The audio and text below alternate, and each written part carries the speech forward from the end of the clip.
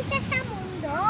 Kaya kong isulat ito, mga letra at tunog sa alpabetong Pilipino. Kaya kong kilalanin at bigkasin ito bilang 1 hanggang 10. Kaya kong bigkasin ito, tula, tugtog at musika. Kaya kong bigkasin, umindak at kumanta. Iba't ibang tubig at magagandang larawan. Kaya kong bakatin, iguhit at gulayan. Kaya tara, aking kaibigan, sa mga pagsasanay, ako'y iyong sabay.